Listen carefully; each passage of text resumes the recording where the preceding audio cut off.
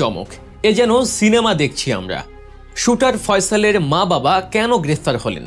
ছেলের পাপের দায় কি বাবা মায়ের উপর বর্তায়, নাকি এর পেছনে আছে আরও গভীর কোনো রহস্য? আর সবচেয়ে আঁতকে ওঠার মতো খবরটি হলো, শরীফ ওসমান হাদি শেষ টার্গেট ছিলেন না। গোয়েন্দাদের হাতে আসা হিট লিস্টে হাদির ঠিক পরেই জ্বলজ্বল করছে জুলাই বিপ্লবের দুই আইকন সার্জিস আলম এবং হাসনাত আবদুল্লার নাম। হাদিকে গুলি করার ঠিক পরে ফয়সাল কোথায় গিয়েছিলেন জানেন? নিজের বোনের বাসায়। সেখানে বসেই পাল্টানো হয় মোটরসাইকেলের নম্বর প্লেট আর ম্যানহোলের ভেতর ফেলে দেয়া হয় আলামত।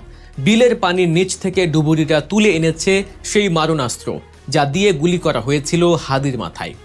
আজকের ভিডিওতে আমরা উন্মোচন করব সেই ব্লুপ্রিন্ট, যেখানে দেখানো হবে কিভাবে আপনাদের আমাদের সাথে মিছিলে স্লোগান দেয়া ফয়সাল আসলে পকেটে পিস্তল নিয়ে ঘুরছিল পরবর্তী টার্গেটের খোঁজে।